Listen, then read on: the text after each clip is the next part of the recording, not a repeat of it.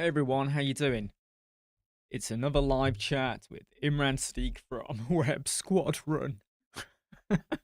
What did I do that silly voice for? Hope you're all doing okay. I'm just getting things set up. I'm a little bit late because I was working on something and I completely forgot the time. Sometimes I don't often set alarms for myself. I should do that really. I've been talking to my son about putting alarms on his phone to make sure he gets things done on time, especially in the morning. Maybe I need to set an alarm system for myself, remind myself, hey, you're going live.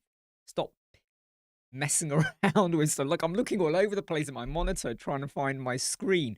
This is really unprofessional right now. If anyone's watching, do let me know if the sound and the video quality is coming through okay. If the lighting is okay as well. If it's too dark, too light, please do let me know. I'm seriously messing up here right now. I've just gone and clicked on the wrong screen and now we're in business. Cool. Hey, Paul. Hey, Sasha. How you doing? That is so bad of me, isn't it? Like I'm literally like guessing where I'm looking and what I'm doing. Okay, cool. A couple of things I did want to like cover off and talk about in today's live chat was about the scaremongering that is I'm seeing it more and more and more.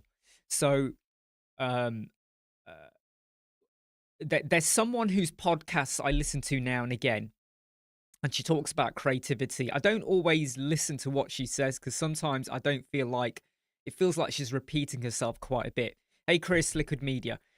And what she did is she did a webinar yesterday, and I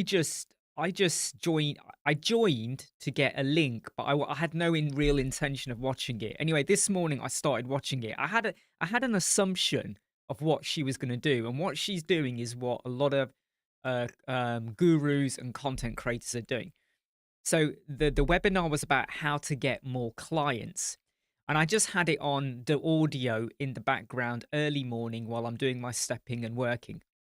Because I just wanted to listen in. Is there anything she drops in, a nugget, where I go, oh, I did not think of that. That might be a good idea for a video or utilize it or something like that.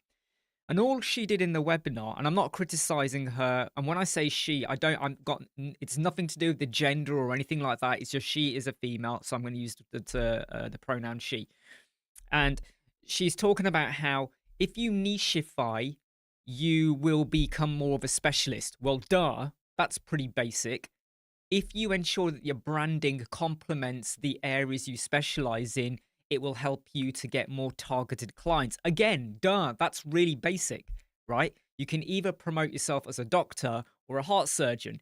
And if your branding is heart surgeon and you make sure you promote that in your social media, of course you're going to be targeting particular clients or people who want to get a consultation with a heart consultant, surgeon, etc. Hey Dave. So from the get-go, this like 45-minute webinar, and I just had it on in the background, it was just going through the same run-of-the-mill stuff. Now, here's the point of why I'm talking about this, because I'm seeing this more and more and more, and I've spoken about this last week, and I think the week before, and it's becoming very, very common, okay? What they then say is, if you want to continue doing what you do, where you're struggling to get clients, or you think your plan that you've got is eventually going to come good, you carry on doing what you want to do. But if you want to get more clients, sign up for $400 and it goes up by $99 at the end of the week. So $400 and then it goes up to $500 to work with her, where they will work out your branding. They will work out what you specialize in. So what they do is they make you think like, oh my God, you can either carry on doing what you're doing to get clients and you may make it or you may not make it, or you can sign up and pay $400, which goes up to $500, for someone to tell you what your specialist area is and to help you with your branding. You do not need to pay $400 to do that. Because what they're saying is by doing this, you will get more clients. And then they go through loads of stories. We work with someone and they increased their asking price by 300% kind of thing, or they went, no, 3,000%, or they went from like $50 to $15,000. And I really hate that kind of messaging. I'm seeing it all over the place at the minute, right? Sponsored adverts everywhere. So if anyone says to you, hey, join my course because I'm going to help you to get more clients for $500 or $1,000 or whatever, you can go and pay that. But do not expect to make that kind of income back from it. Okay. Because what they're telling you, you could learn for free, right? I mean, I do have a $1 how to get clients with some innovative ideas. I do charge $1 for that. Why? Because that's the amount of time I put in. I have a right to ask for that. But you could go online and start to find loads of tips. But the fear of missing out, the messaging now, and I've noticed this more, rather than them saying, here's what we promise. Hey, Eddie, by the way, here's what we promise, and here's what you're going to get. You're going to start earning $10,000. Now, the way they do things is they now kind of make out that you can continue doing what you want to do. You know, you're failing, but you can keep doing that, or you can sign up for this course. And the strategy, you can see it popping up now in loads of places. Eddie, are you now doing your live chat more regularly? Yeah, I am, Eddie. I think what it comes down to, Eddie, is I've started realizing that I'm not gonna let some people shut me down by saying they don't like what I say. I'm not gonna get put off by gatekeepers out there that seem to have an opinion about what kind of videos you do or what you explain or don't explain, or if you don't tick their boxes. I just think they're all pathetic people. And the third thing is, I'm also not going to let the viewers, I'm not saying you, but viewers tell me what to do and how to do it. Because until someone who is viewing sponsors me or sponsors the live chat, I'll do things my way. And I think that's why a lot of people end up subscribing or watching at the end of the day as well. Because I keep it real, and it's like the hardcore, no bullshit, no excuses, live chat. I'm not sure if I'll ever go back to doing inviting people in. I think it's easier for me just to go with the flow, because it is very unpredictable when I'm going to go live. I used to always do it at midday. Now I could jump around. I could do it at midday, 1 p.m., 2 p.m., 3 p.m., 4 p.m. even. Very much all comes down to what am I doing at that point in time. So I was finishing off some work, and then I think it was about half an hour ago. Was it half an hour or 45 minutes ago? About half an hour to 45 minutes ago, I was like, well, I'm now on top of stuff. I could go in for a live chat. Why not? You know, and then just go live and then see how it goes. Yeah, I mean, some people did say that, Eddie, inviting, because often then sometimes it meant that the conversations might be steered one way. Whereas here, I like to just go with the flow with any comments or things coming in. Hey, Dennis, good to see you here. So I started off the live chat by saying, watch out for the fear of missing out, the FOMO gurus out there that will make you feel like a failure unless you sign up for their course, how to get clients and start earning 3,000% more than what you're earning now. Absolute bullshit. Okay. You are not going to earn loads of money just by doing a course. What you do is improve your skills, but did you need to pay to learn that? And I do think that, if you have to be qualified, of course you will have to pay up for certain courses, universities, whatever. You got to be trained in everything. But there are some things now that you can easily get now. And if you're like, yeah, but I like to hear someone telling me, just go over to ChatGPT and say to it, tell me all about XYZ, and be really strict about it. Make me change my mind, and then listen to it, read it back to you. You can do that.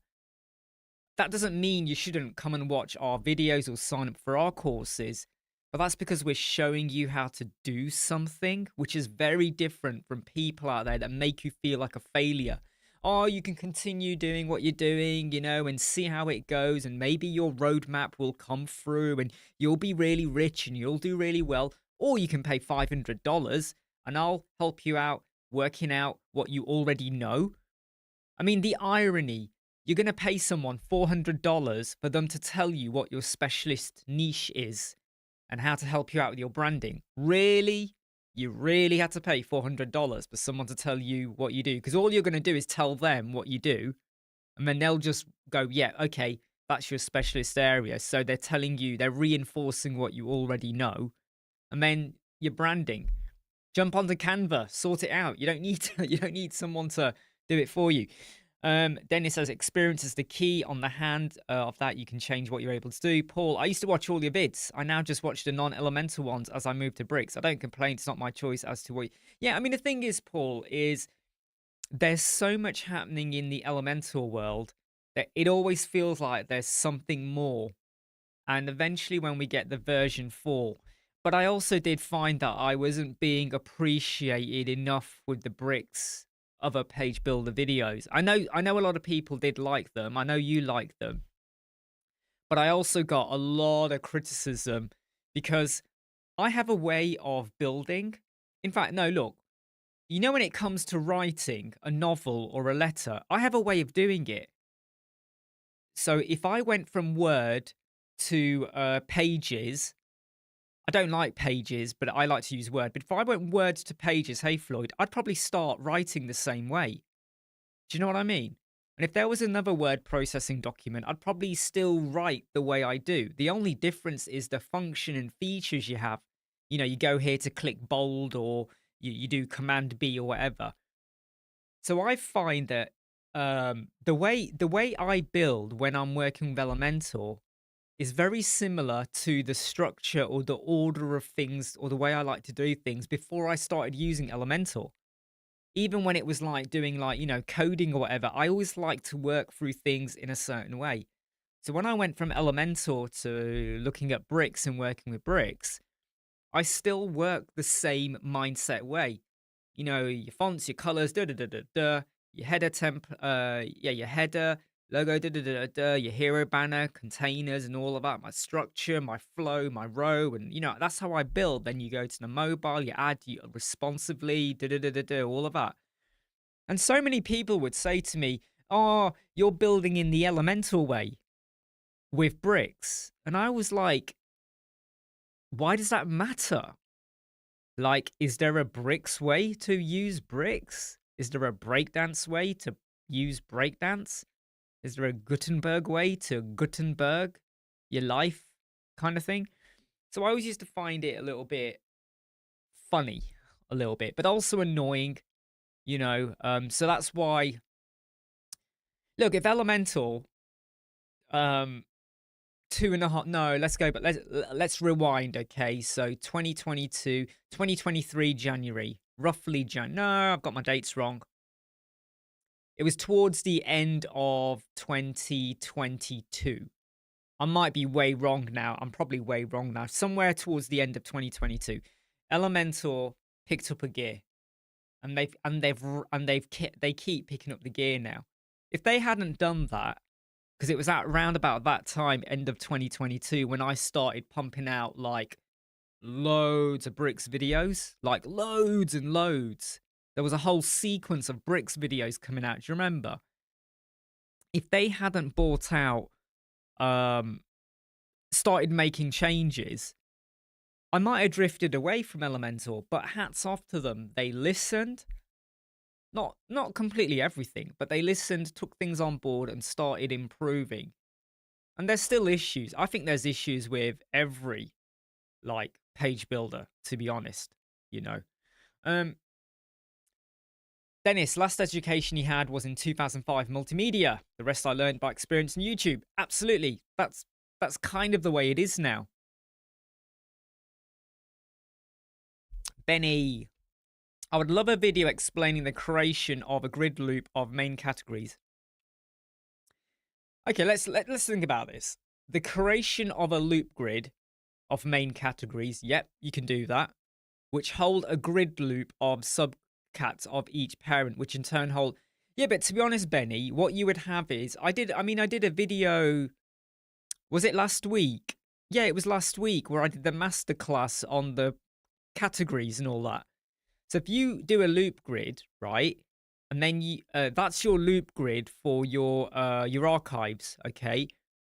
and then inside of there you'll have the you'll have a heading field or a terms field that shows the categories. When you click a category, that would then go to another loop grid, right? Which is for categories. And then inside of there, you might have subcategory. And then when you click that, it might go to another place or to the actual single post or the single product. So you could do that. I mean, if you want it changing on the same page, that's a little bit more work with Ajax and all of that. But you could have, I've done tutorials on it. The one I did last week, yeah, the masterclass on categories. Go and look it up. I think I released it last Monday. I'm sure I did last Monday. Right, you'll have your loop grid for all archives. Then you have your terms in there. If anyone clicks on a term, it then goes to another loop grid, which will be the category one. And then you have another one, which will go to the sub one if you want to go for it that way. So you should be able to do it. Thomas says, I'm struggling finding good Woo plugins to make a web shop stand out. What you need to define, though, is how do you want to make it stand out? And you don't need to use a plugin. You could just build it out with your loop grid. Did you see the video I did about a month ago with how you could make your shop page really interesting, where you have like a container to the side which changes with content and information, which is quite different to what a lot of people do. And it's so easy to set up. So your loop grid might be 66% of your page, and 33% is a container that changes content depending on what category you're on or subcategory. But if you do go and watch the masterclass, this is for Benny last week, I showed everyone a really neat trick how the wording on the page will change based on the URL of the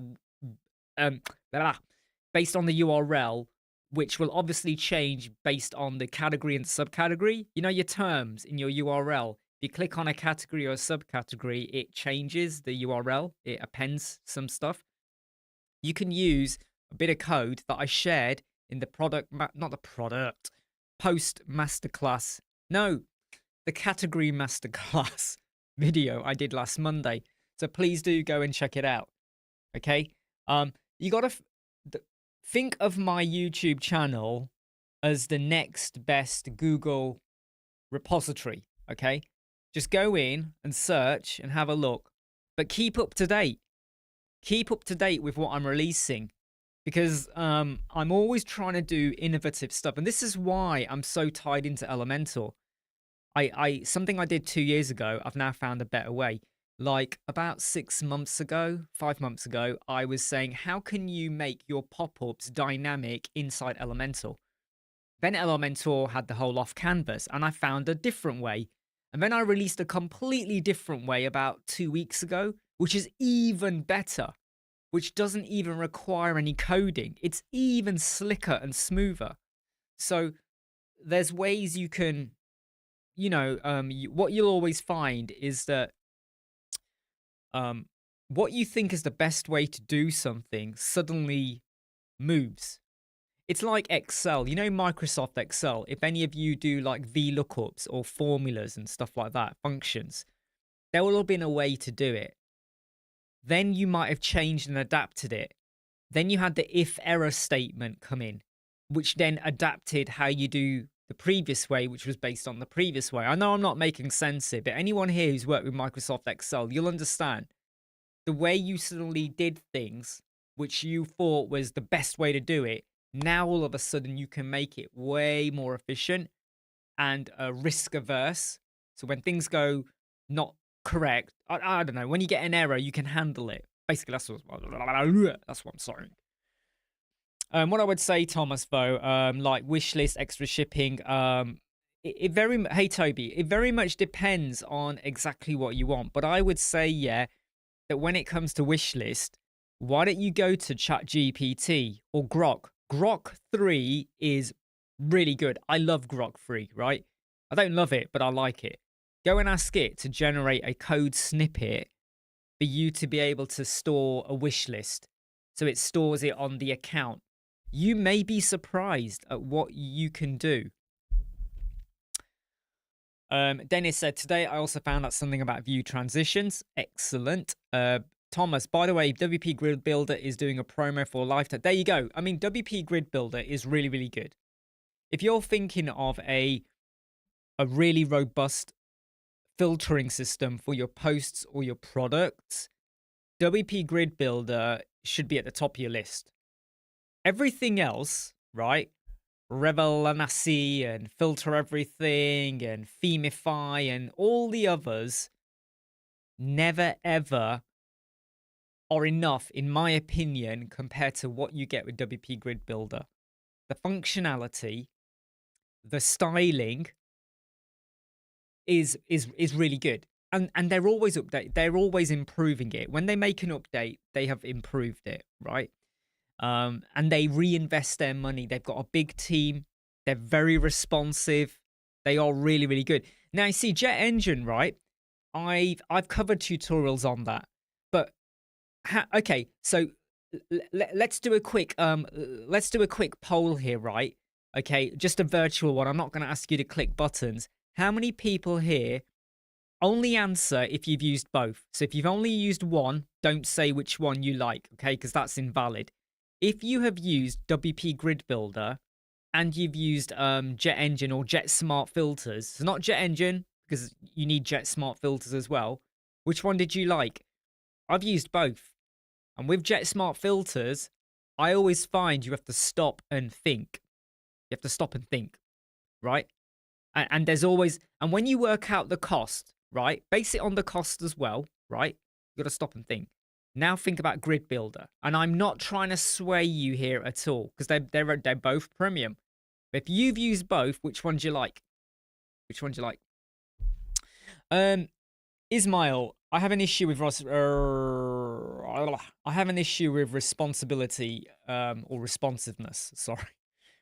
On desktop, phone, tablet, everything's okay. But on TV, my second monitor, everything is too big. Well, obviously, it's going to depend on how you've built it. So are you using percentages? Are you using a boxed width? If it's going really big, you got to think about then, you know, I mean, obviously, it's going to be big because what is the resolution of your TV as well? And if you were to stand back, would it look okay? So you got to kind of factor all of that in. Benny's using code to list of categories with their posts under each. Couldn't do it using pure loops. I mean, it depends on what you want to show, really. But yeah, go and watch that video. Thomas, I'm always finding myself in chat with them because I can't make it work 100%. Are you talking? Oh, right, you're talking about Croco, because there is a level of complexity to Croco, right? You cannot deny that you do have to stop and think sometimes, and you could build loads of stuff out and then realize it ain't going to work unless you go back and change loads of stuff. It's really good in what you can do with the CrocoBlock plugins, but I won't say it's the easiest. And that's me being really honest. The resolution is 1360 by 768. Okay, Ismail. So on your desktop computer, what's the resolution there? What's the resolution there? Dave likes GB. Floyd, I don't know how I feel about the cost for GB is 5. No. Well, the thing is though, Floyd, right? That's the lifetime cost, isn't it, for Grid Builder? You're quoting the lifetime cost. But I'm talking about for clients. So, you know, that's for client. And I would only get it. I wouldn't get the 100 sites because you're not going to use it. You might not use it. Why would you want to get 100 sites? I would get the client to buy it so that if the client don't pay for it, that's their fault, not my fault, right? And if the price goes up, that's on them. That's up to them because it's 34 a year. Is it 34 a year? I thought it was 39. Is it 34 a year or 37? 34 a year. That's pretty okay. Because you're not going to need, that's it. Yeah, it was 49. They're not going to, I kind of forget things, right, with codes and stuff. Think about it, right? Are you going to use are you going to build 100 websites where you need hardcore filtering, or will the taxonomy filter be just enough? So I would say, the comparison, I would say, I wouldn't get the lifetime deal unless it's your pure hardcore business to do e-commerce websites and you know the filtering for posts. The taxonomy filter is not enough. You're going to need loads more other stuff because it's a very, loads of posts, different categories and post types and shit going on. Otherwise, I wouldn't do it. Toby says he is biased because you partner with them. But that's the thing, Toby, right? So even though you've said you partner with them, you're allowed to say which one you'd go. So what you have to kind of consider is, if you were not partnered with Crockablock, which one would you prefer to use? Which one would you say is easier? So that's the question, for instance. So if someone said to me, what's the best page builder in the world?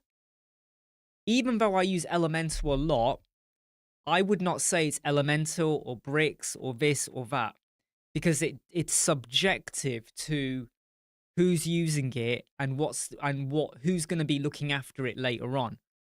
So for someone who's very happy to get dirty with coding, Bricks is really good. For someone who wants something really, really basic, you might as well just go down the WordPress classic editor route. For someone who wants to have a bit of drag and drop because they like that, but they want it to be more intuitive, you could go down the Elementor route or the breakdance route. So I would say that, it's okay to be biased, but if you're being really objective, forget who you're partnered with, right? Which one would you say is going? Muami, what is a heavy website? I would say anything over 1 gig. I would say when you're getting close to 1 gig, you need to start reconsidering how much content you got. I would also say that anything more than, say, 10 plugins for a basic non-e-commerce website is too much. I would even say for a WooCommerce website, if you're going over 15, again, just take a step back and reconsider what have you got going on in there. And if your website takes too long to open up, that's another heavy website. P Pulp, what WordPress hosting would you recommend for a heavy WooCommerce website? Well, when you say heavy, right, and Moami, I now understand your question. I read it in the wrong order. How big is the website? How many products are we talking about here? Ismail, desktop is 1920 by 12. What is the best solution? Change the containers to VH or percentage? I think it is in PX. I would consider VH and percentage. Because when you have percentage, then everything is relative. Doesn't matter what size of screen you got, it will grow relatively. Toby would say jet engine smart filters. I prefer that because I can expand upon it easily. Yeah, and that's the thing. So from a subjective point of view, if you're planning to do way more than what you get out of Grid Builder, then obviously. But from a learning curve, right? From a learning curve, which one is easier to use? So again, you've answered the question, Toby, but you've answered it subjectively with regards to you wanting to expand. Objectively, imagine like 1,000 people out there that want a website with filtering. You got to think objectively. Which one is the easiest and is going to tick the box? Because I find it's Grid Builder. Most people out there are not going to want to do the ultimate coding thing, right? And that's where I feel like Jet Smart and all of that is another level of intelligence to use. Thomas asks, for a very large website, 1,500 products, I want to use a mega menu off canvas with Grid Builder. Yep, you can do that. Floyd, what is the difference between FSC Core, WP Default, and Gutenberg plugin? I'm not too sure. I mean, the full site editing, right, is going to be less coding. Okay, not less coding. There's coding, but there's a lot of bells and whistles are removed. And full site editing is not, in my opinion, no. I don't know. I have this thing about full site editing, especially if you're going to go down the e-commerce route. Thomas, is it smart to put WordPress grid in the mega menu? When you say WP grid, do you mean WP grid builder or a grid loop?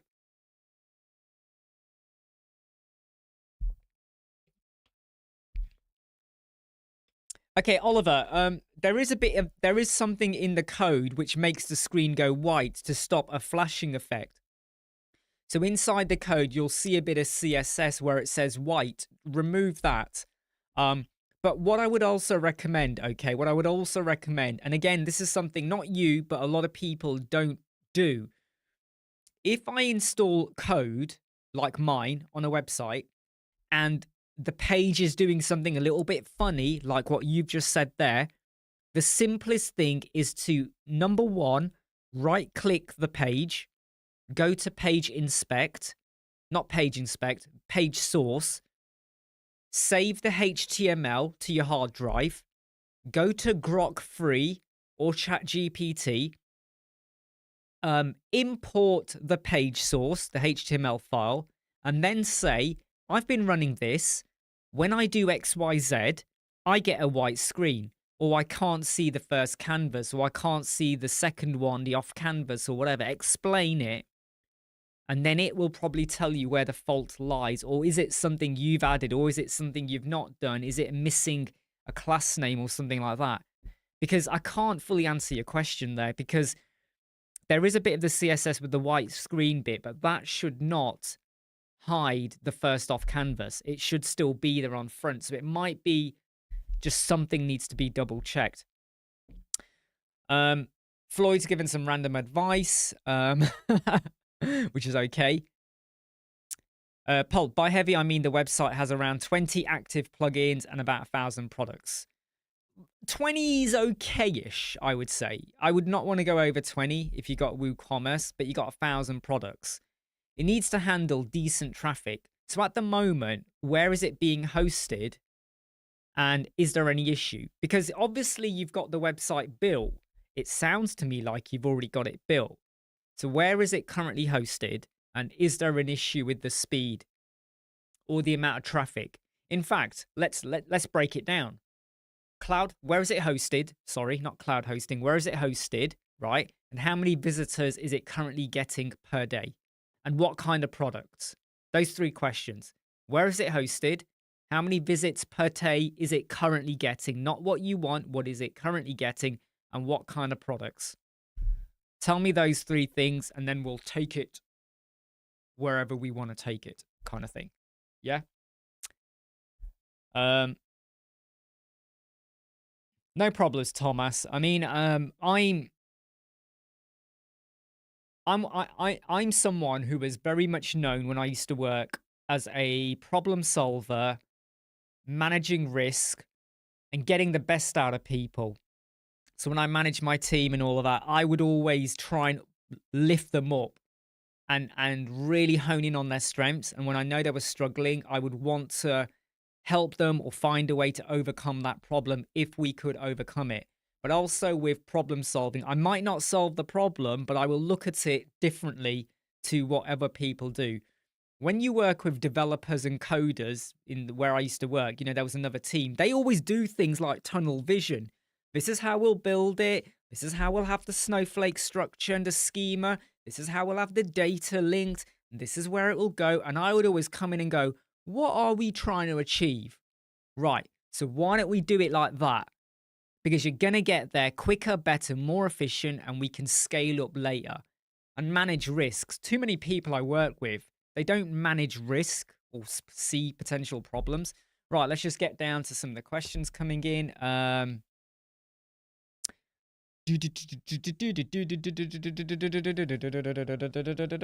Hey, Rustam, how you doing? Right. Hold on, I've missed something somewhere. Hold on, I've missed something. Where's it gone? Pulp, yeah, Pulp. You haven't answered the question. So, where is it hosted? How much traffic are you currently get per day, and what kind of products are there? Because I think there's lots of people here who would love to chip in, but we do kind of need some more information from you here at the moment. Oliver, so taking out the white background using before worked. That's okay, Oliver, but what you now need to do, right, is regenerate, clear, purge your cache, log out, and look at the website on a desktop and then look at it on a mobile screen as well. Because if you do not notice a flash, like when it changes kind of thing, when I say change, I mean you can see you can see what's on the page before the off canvas appears. So it's like like that. If you don't get that, then you're okay. If you do get that, you might want to consider that white page thing. And please look at the video description. In the video description, I mentioned that I forgot to state that you need to give a class name to one of your containers. I mention it in the video description. So make sure you take account of that. But please go and regenerate, purge, and check on a desktop and a mobile, because I can't always predict what else you have on the page. Rustam, I have a question. Where else do you usually find inspiration? Dribble, other websites, competition. You're building a website for someone. You see who else in the area or nearby, or might not even be anywhere near them. What are they building? What are they doing? That's it. And you have a look at what their content is, because you could find an amazing layout on Dribble, but their content is light. The client has got one image and a few words and a few services, but they haven't got any images and there's no pricing. What can you do with that? They've got no social media, right? What can you do? So it's really good to find a really good theme or something, but you have to consider the content. Content is king, right? Yeah, Pinterest. I get really annoyed with Pinterest, right? Sometimes when you click it and it's like it doesn't show you properly, or when you click to get the source and it takes you elsewhere, and it really does my head in sometimes. I always find the user experience of Pinterest to be like, they should change the name to Lose My Interest. Right. Okay, we're now getting onto it. So Pulp, I'm coming back to you, but I just want to answer Floyd's question. I'm kind of overthinking the whole process of niching down my services. I want to build a portfolio website. Portfolio websites don't pay much. Any advice on how to find niche services? It's simple, mate. It's simple, Floyd. Let's say you've built 10 websites, okay? You put the ones you really want people to work with you on, the ones you like the most at the top, and then you have others lower down. And you try and look at all the good things about the ones you like doing, or the areas, and you feed it into your wording. So you're showing that you can work on stuff like this, but you don't have to sell it completely on that one niche area. That's okay, Floyd. Because even if you've only built one website or two websites, there's nothing to stop you building 6 or 7 homepages, right? They're just going to be screenshots on your homepage, right? You can show the versatility and the variety of what you got. So just build a hero banner, okay? Build out a home. Woo, sorry, I moved that then. You might have heard a sudden noise then. Just build out homepages, right? They could be built on a subdomain or somewhere like that. It's really easy to do. Okay, Pulp, since Bluehost switched to... Right, number one, if you're on Bluehost, right, you might as well be on GoDaddy. And I know a lot of people are going to say there's nothing wrong with Bluehost. There's nothing wrong with GoDaddy. If you want to get on that boat, stay on that boat. I don't care, right? You know, you do what you want to do. But the two hosts I do not like working on, full stop, are Bluehost and GoDaddy. All right. Bluehost, one day it can be really good and one day really bad, and then you're just stuck sometimes. Now, what I would recommend you do is, Janet, hey Janet, by the way, I still use SiteGround a lot. Before Elemental had their hosting, I was using SiteGround a lot, and I'm still there on it with loads of websites. SiteGround's okay. I don't have issues with it. I've got some clients that have their own SiteGround hosting, and they've got big shops, right? We're talking a lot of activity and stuff going on with them, right? They don't have a problem. So you know, I I'm not gonna say you got to go here, you got to go there. You know, I'm not gonna tell you where you need to go. You know, you need to go to Hostinger or Cloudways or some CDN or whatever. I'm not gonna tell you to do that. But I'm gonna say, if you're with Bluehost, I can understand why you're asking the question. Aha, Thomas, I like that question. Why don't stormtroopers ever build websites? Because they can never hit the right target. Yeah, and that's the other thing, Janet, right? I agree with you. A lot of people say to me, why have you not left? Why are you still on SiteGround? Because they're not the cheapest. And I always say, because they're of their excellent customer service. They have never let me down. Always. They're brilliant. Cheers, Cat Brain.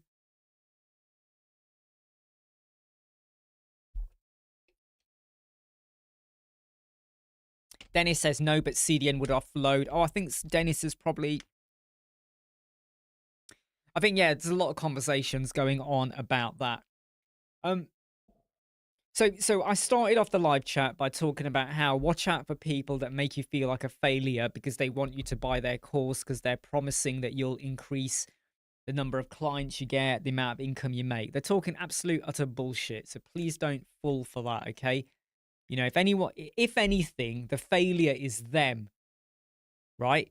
If a guru or a content creator or an influencer tries to indirectly and subtly make you feel like you will not succeed unless you buy this course, they don't say that, but you can, it's read between the lines of what you hear and see, right? They are the ones that are the failure, right? Because they now need you to buy their courses to make them successful. Don't believe the hype, okay, about what they claim they make or what income they got, right? And even if they are making lots, it's because there's too many people buying their course. That's it, 20i. So when I have clients, based on where they are and what their needs are, I will recommend Elemental Hosting, right? Because for lots of websites, that's all they need, okay? SiteGround or 20i. So I'm glad you reminded me of that, Dave, because my mind's been going a bit blank. But they're the three I normally would recommend. Eddie, I use SiteGround too, and I agree. They are really good. Especially when if you ever need help, when you click help and you click contact us, you do get some like AI FAQs pop up. But if you just make sure you click other, it will then take you through to now actually speak to someone or have chat. And you know what I love? The waiting time is most of the time 0. Sometimes it might be 1 minute, which is next to nothing. But we're talking 0, right? You start chatting, someone jumps in, and you get the ball rolling. How many of you have ever called a Bluehost's tech team? How many of you have ever called GoDaddy's tech team? Or Cloudways tech team? How many of you have ever done that? IONS, oh my God, one-on-one. I've been through so many because of different clients. GoDaddy tech team. Like, sometimes you can be on hold for like 30 minutes before you even get to start to explain the problem. And then you're on hold. And then they come back. And I can't cancel the call because it's a client's website. And in the end, I'm then starting to go, well, could it be X? Oh, yeah, we'll check that. Oh, yeah. And you feel like I'm telling you what the problem is. It's good to see, though, lots of people talking about the support network that SiteGround have. And I think they don't get enough credit. They really don't get enough credit, but they are really, really good. Ismail, when it comes to inspiration, I like to ask if anyone knows any websites showcasing Arabic or Chinese design work. I'm curious to see how it looks in countries where... Yeah, I mean, what you could do, though, is you could actually change your Google as well. So you could type, find out what the URL is for Google or whatever country you're looking at. And then it will give you that search domain. And then you type in landscaper, and it will only ever show you results for that country in a way. Do you get what I mean? Because like when you go to google.com, it's very broad. If you go to google.co.uk, it's then centered into that. It's like Amazon, right? I was at the hairdresser's yesterday getting a haircut, and there was one of the hairdressers next to me goes, "Oh, all the products I'm seeing are in dollars, and some of them don't ship to the UK." And I said to her, "Are you on Amazon.com?" She was like, "Yeah, that's what I've always used." I went, "No, you're meant to go to Amazon.co.uk," and she did. And I don't mean to be funny here, right? But she's like in her 40s, and I was a bit like, "Are you fucking kidding me here, right? You're telling me that you've always gone to Amazon.com and you're based in the UK and you're whinging about some of the products not being available and whatever." Like, like seriously, you know, I sometimes think, I don't know. I think I think too much. Dennis, it ain't that they're not smart. I think they just accept the first link that appears. Because sometimes I think some people, they just type Amazon, they get Amazon.com and they just go, you know, they don't quite understand. It's not, I mean, maybe they are not smart. I don't know. I shouldn't say that. They're a good hairdressers. Been going to them for about 14 years now I've been going to them. They're pretty good. I'm going to try SiteGround. I mean, Pulp, look, listen to me, right, Pulp. Here's what you need to do. Please don't jump off right now. All right, let's make this clear. The first thing you do is go to your website and you export it all in one migration, right? You export the website. So you got it as a hard drive, the files and database. Install the plugin. It's free. You export it, right? Then you go and sign up to SiteGround, okay? You do not shut down Bluehost. You sign up to SiteGround, okay? They have a migration. They'll do it for free, right? What you then do is once you've got the SiteGround hosting, right, you then move your domain over, right? Or you follow the steps. You port your domain over with the DNS, or there's a process how they do it. So follow the process. Get the website transferred over before you shut down the Bluehost. If it does not transfer over properly, you've got the backup, the exported, you know, the zipped folder file, right? You then install all in one and you upload it, okay? Once that's done and the website is now fully over, then you go and cancel Bluehost and all of that. The mistake some people make is they start to cancel out Bluehost and all of that shit and whatever, and then they realize the domain gets fucked up or something goes wrong and then they lose stuff, right? But you'll have your domain, your hosting, and your existing website here properly. Play safe, manage the risk, don't rush it, okay? And if you're unsure, go to SiteGround. There's a phone number, there's an online chat. Tell them what's gone wrong and what you want to do, and they will walk you through what you need to do. They'll advise you, right? You need to get this hosting. Next step, you need to do da-da-da. Next step, you need to do da-da-da. They'll talk you through it. They'll talk you through it. Right? Dennis says, don't forget to IMAP. Yeah, emails as well. You know, so talk, you know, explain to them, where does your domain sit? If you bought your domain on Bluehost, you may still need to continue paying Bluehost for your domain. Fine, that's okay. If you got your emails via Bluehost, have a think about it, or let SiteGround know and they'll advise you. So did you get the email provision from Bluehost or another third party like Zoho or something else, okay? Let them know the specifics and they'll walk you through it. They are so amazing in how simple they make the process, okay? Trust me. Just going to check some of the comments. Thomas, anyone has a good Woo shop they want to show me? The thing is, Thomas, right, is that I don't think there is any such thing as a good Woo shop. You will know when the Woo shop is good when it presents your shop products the way it no, that doesn't make sense. Your shop will depend on what you're selling and your branding. Quite simply. You could go on to Dribbble and look at e-commerce stores. Okay, let's break it down, right? What I've got someone at the front door, I think. No. I mean, what you got to think about is what kind of products are you selling? Is this for you or your there you go. Dennis has actually hit where I was going with it. It's about your marketing, right? About what you're presenting and how you're presenting it and how you're supplementing it. Extra images, video playing, testimonials, reviews. It's all about the spin you put. Because at the end of the day, right, you could have a shit looking shop page. Hear me out on this, everyone. Smash the like button. You could have a very basic shit looking shop page. It's just boxes. Buy now, really shit. But if you've gone and done a TikTok video or some social media marketing and people are loving the way it's presented and they want to buy it, they'll go and buy it. They'll go and buy it, right? If you really want it, you don't care what the shop page looks like. As long as it's secure with a padlock, that does matter. But think about it. When you really want something, how often have you gone and gone, oh, I don't like the font they used over there. Oh, that button shadow, that's triggering me. No one cares, right? It's the marketing you do, the social media, the engagement. That's what it is. Anyway, back to what I was saying, though. Thomas, what kind of products?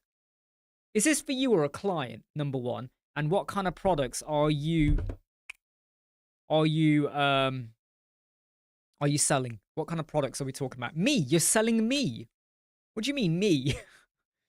Are you selling yourself? You can't share links on here.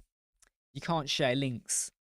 If who wants to see the website Thomas is talking about? If you email me on info@websquadron.co.uk, I might put it on screen. Oh.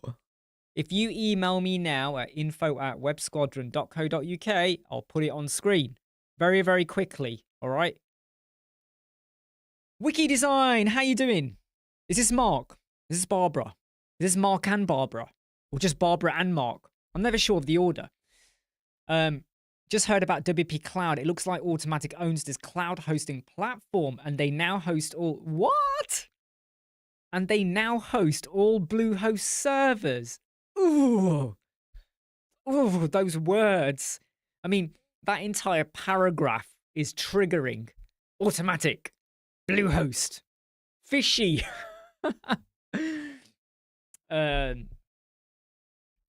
Maybe OnlyFans Moami. Yeah, you see that Thomas said. I mean, I'm trying to work out what does Thomas sell.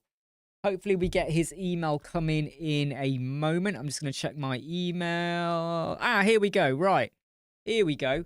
Okay, so I am going to stick this on screen and I'm now going into mini mode on 3, 2, 1. There we go. Right, let's just expand this screen over here. Okay, cool. I'm not here to kind of like criticize or talk about or positive, negative, anything about the website, okay? So I'm looking at your shop, right, okay? So I can see the products, okay? So is this your shop page? Is this the shop page? So if I went to Bento Lunchbox, right? So if you got to think about it, right? Firstly, can I just point out that I'm not going to criticize, I'm not going to talk about the styling, but if I go to 150%, that's now more readable. If I set this at 0, that's way too small. That's way, I mean, I think that's way too small. All right. I get why you've done it because you've got lots of items, right? But,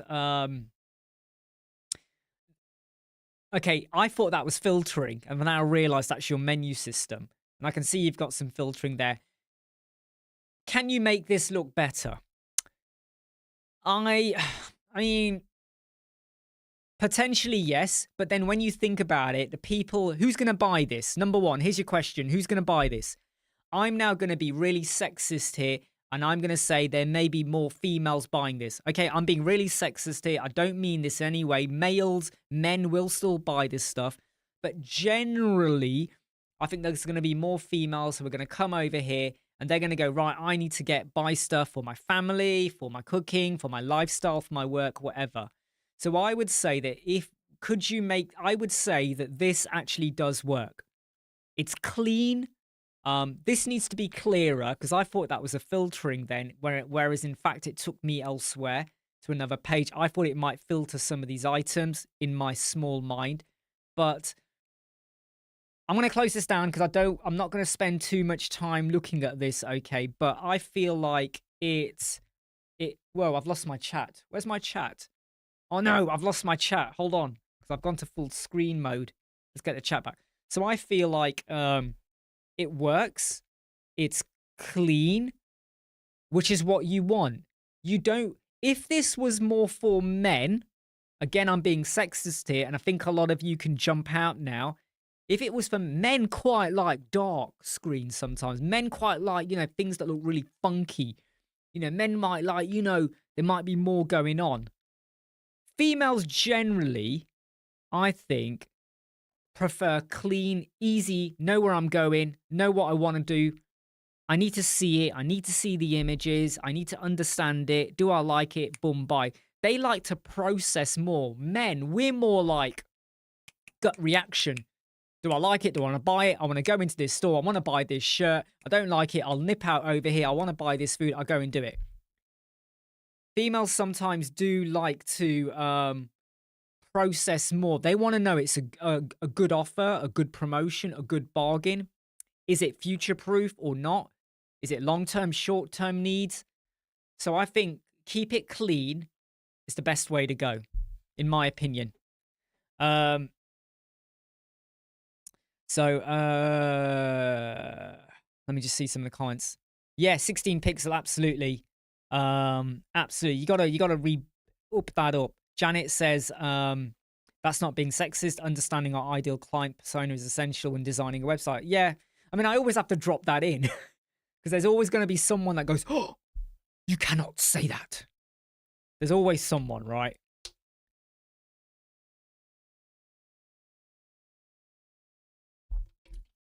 Hi, Rashad from South Africa. What's the weather like in South Africa at the moment? What is the weather like?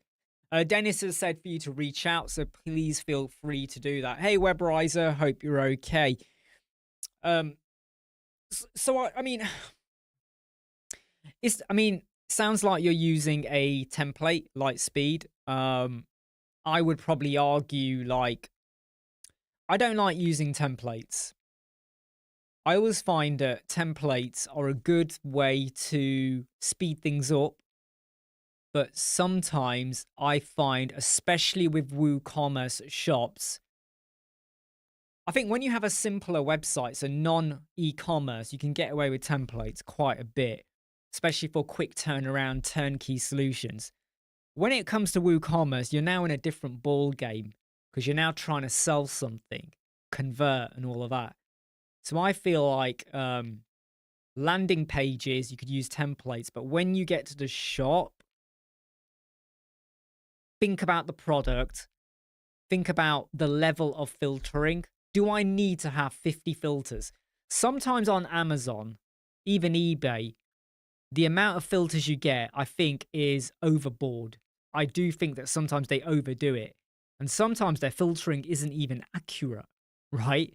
How many times is it you go to Amazon or eBay or somewhere and it shows you the brand? And you pick a brand, I mean, it still shows products that are nothing to do with that brand because obviously the seller has gone and added in tags and stuff or whatever, right? Or you do pick a brand and the product that is that brand disappears because the seller forgot to add in a tag. And it's always a bit like, how messy do you want to make it?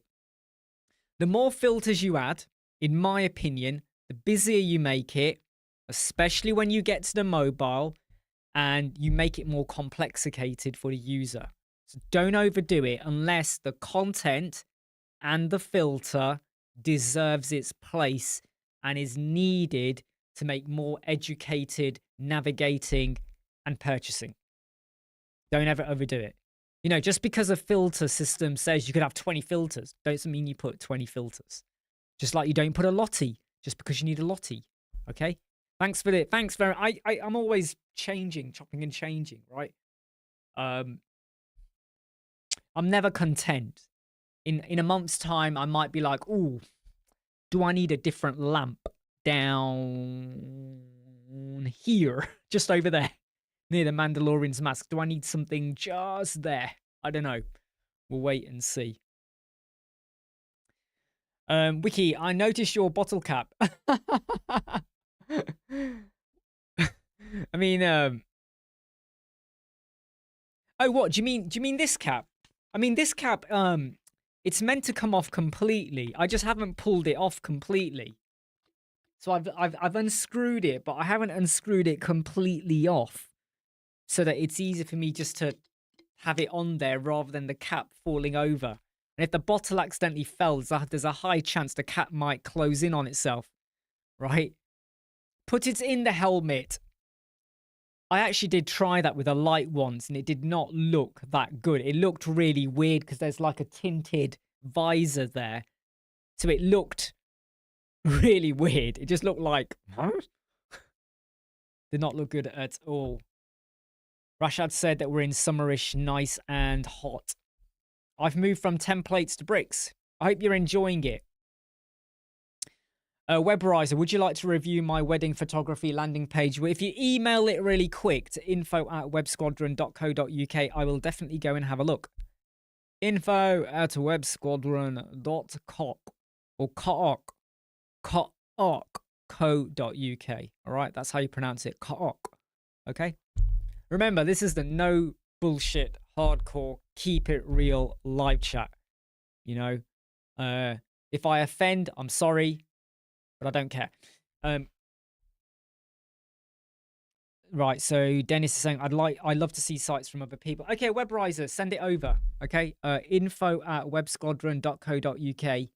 Send it ASAP. I'm just checking my email. It's not come through yet. How do a lot of you feel about Matt Mullenweg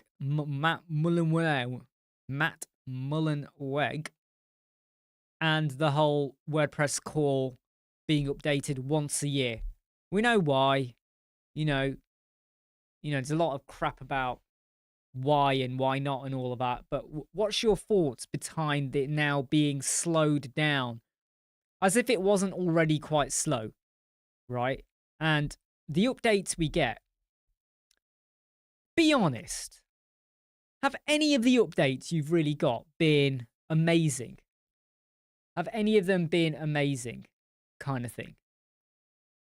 Like how, like, have they really been, have any of them been, so first thing I'm going to ask Johnny, is this built from scratch or is this built with a theme or a template?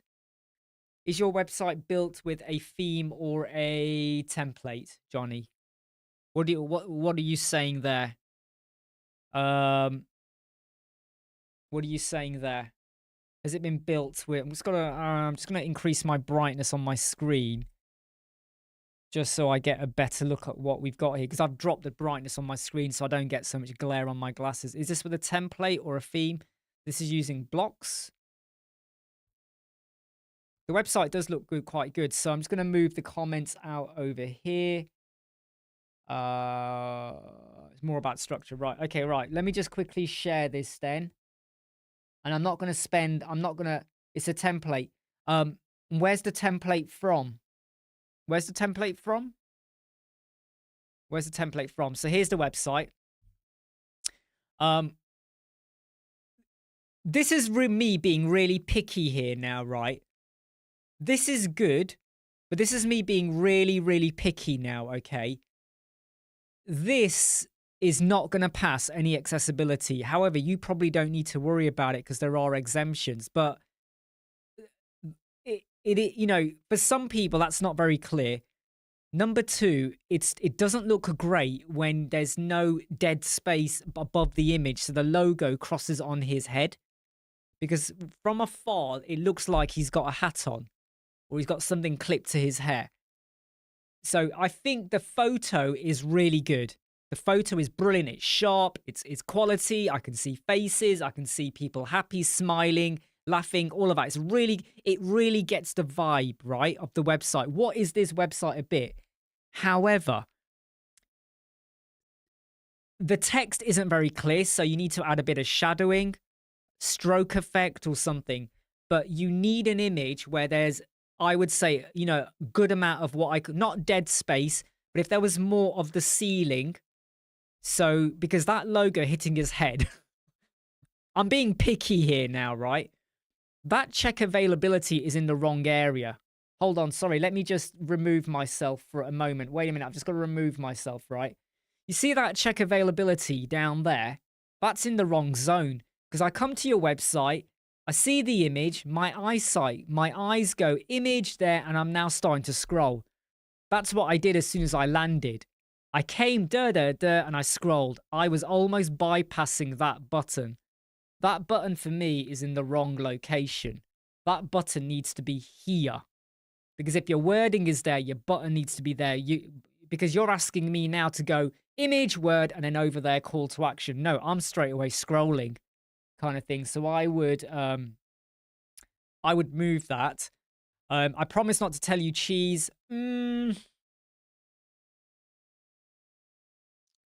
I find that cheesy. That doesn't work for me. I promise not to tell you cheese. It doesn't come across as professional. You've lost me at that bit. See, I would go, wow, okay, but that's lost me. I'll be honest. Yeah, look at me and start laughing. No, this doesn't grab me. The wording there doesn't grab me. The photo's good. The photos are good. Photos are good. This is good, right? This is good, but you're using a template here, right? So that is good. This, though, this kind of works. This does work a bit, but I feel like that intro over there needs to be better about what do I get out of it? What is the benefit?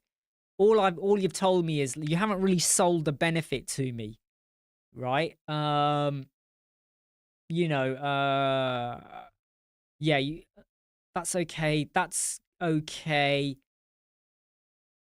I would actually move the whole who you are to above here, above the investment, or even below the investment. This is really important, the price bit. I think this is way too far down. Right, I'm now going to stop. Boom, there like that. Go back to the comments. Let me just stop doing full screen because it messes up the comments here. So you said you used a template. Which template was it? Which template was it?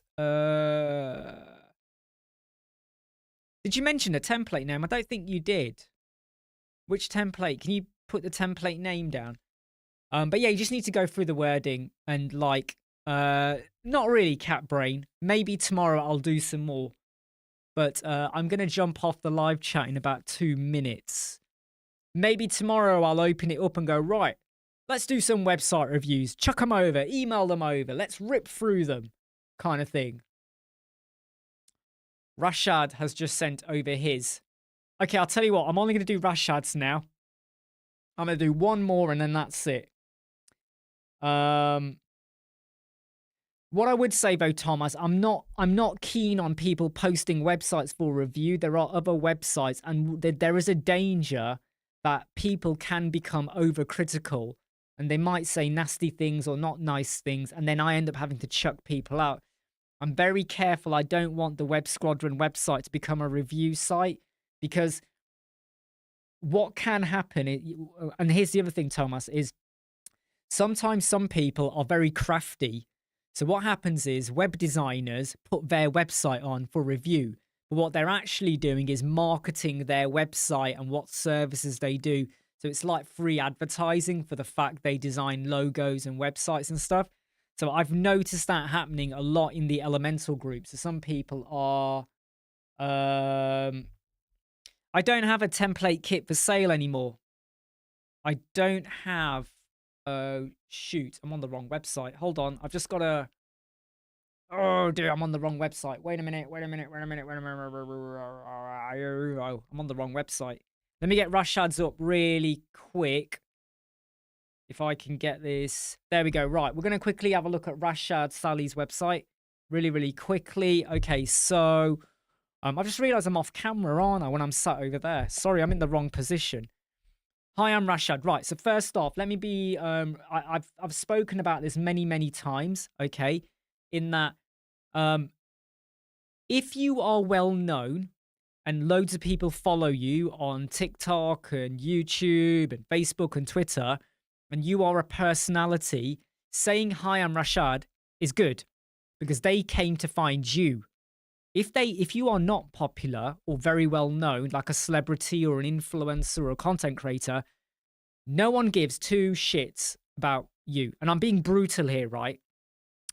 I see this problem happening a lot because first I have to go, right, that's who you are. I think you do images or drawing. Then you say freelance graphic designer.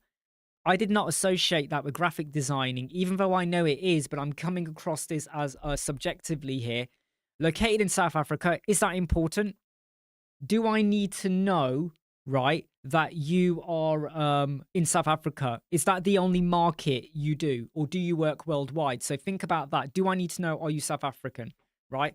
With a strong passion, developing high quality work, especially in brand design, web design, Right. This does not say brand design or web design. So what you've got to really do is get across your impact headline. What is the problem you solve? Because nowhere here has it told me what the problem is. What do you solve? Do you just provide loads of services, or do you provide a solution? I can provide outstanding design. I can make your dreams become vision. When you have like images of layouts and websites and brands and logos, have you done anything famous? Can you showcase anything that you know people are going to go, wow, he did that? Then you got start here. Obviously, I think you're still right. Okay, right. I'm just going to go back for a second because that did not work for me very well in what happened there. Right. So let's go. Right. Let's go back to your home page. Okay. Let's go back to the home page. So here's your page, and I scroll up and down. Okay, and I can't scroll. That's going to annoy some people because I come and, okay, I want to know more about. I'm not going to click start here until I know it's worth my time to click start here. Do I need to invest the click? Imagine I've done a search for graphic designer on Google and I've opened 5 websites in my tabs, right? So right now in my tabs, I've got 5 websites over here, right? Why should I click to see more when you're not told me what else I'm going to get? I might go, forget it, jump to the second tab. I've only got 5 minutes. I want to make a decision. I need to find someone. I need to design a website. I need to get a logo. My boss has told me, find someone. We need to do a whole rebranding. I've got 5, 10 websites open. I need to start making decisions. I'm not going to click start here because there's nothing to make me want to go. So that's the first thing, right? And obviously we spoke about who you are. Then we jump here, right? You could argue that if you're going to go for this layout, why did you not start with this layout? You have another section above, which now demonstrates some of the things you got. So you got some cards there, you got a logo. You could have like a montage of images and stuff. You could be showcasing different things. And now I could like maybe have your menu on the left. So I land on your website and straight away I go, yeah, we're after book covers. I click on book covers. And it shows me book covers. I'm not a fan of these kind of presentations. They always feel fake to me. They don't feel real. So watch out for that. Let's go to illustration. There is a delay though. There is a delay in things loading. So I would explore that because look, right now I click it and then it appears kind of thing. So that's all I'm going to do there because I don't want to spend too long on just one website kind of thing. But I think that needs a bit of a rethink. Does anyone disagree with anything that I've said there? Or do you get what I'm coming from in terms of what I'm saying in a moment? Right, okay. Oh, so WebRise has mentioned he's losing flow themes kind of thing. Thomas says, have to go. Thanks, everyone. Much appreciated. Yep, take care, Thomas. Sunal, Samu says, what's going on here? I was just reviewing a few websites, but I'm not going to be reviewing any more now. So I'm about to drop off. I've been live for 1 hour 14. Yeah, Rasha, don't take it to heart, but I would say just rethink. I think that second page, which had the menu. Also, what you have to do, though, I'm not going to go back to your website, but you know when I clicked, say, websites, or logos or illustrations or books, I just got loads of images.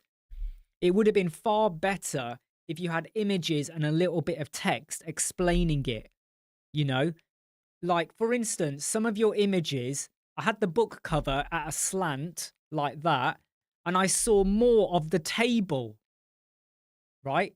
Um, look, if I go, look, I'm gonna go back to it, okay? I'm gonna go back to it. I'm gonna be fair here, and I'm just gonna make a point, okay? Let's go back over to here, right? Let's go back over here, right? When I go here, I see more of the table. I see more of this person. I see more grey. I'm focusing now more on the wood over here. And you go to book covers. Now, I can see the book, but I'm going, oh, table, table. Oh, no table. Why is there no table? Why is there no consistency? What's the reason for the no consistency? So if you had something that actually like look, posters, right? Okay, let's go to posters. This is the last one I'm going to go to, right? Okay, you got this sort of stuff. Why have we got repeat? You got the poster repeated.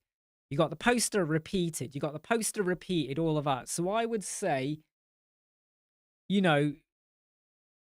sometimes you have one chance to make that impact. You have one chance to make a connection with the audience. So simplify it. Okay. Too many people do this on e-commerce and I hate it. They're selling a bottle or perfume and then the photo is like of a table. And then there's like a net curtain draped over the bottle. And then they'll have like a lily or a candle. What the fuck are you selling here? The bottle or the entire setup kind of thing, right? Samu, can you tell me where you live tomorrow? Oh, when I'm live. Sorry, where you live tomorrow. I love you. Hopefully, I'll be live tomorrow at 1 p.m. I think. Or 2. No, 1 p.m. Hopefully, I'll be live at 1 p.m. No guarantees, but hopefully at 1 p.m. Gail, just arrived. Been busy watching some of your tutorials. Hey, look, I'm going to jump off now. But you can watch the replay. There's no holding back with these live chats. I'm going to jump off now, everyone. Love having you all here. The live chats allow me to let some of my anger, frustrations out, but also be brutally honest. If I was on stage presenting to an audience, this is exactly how I would be still. Yeah? Like I said, if I've offended anyone, I'm really sorry, but I don't care. Okay, everyone? See you all soon. More videos coming out next week. Take care, The Real Brian, and everyone on here. Bye.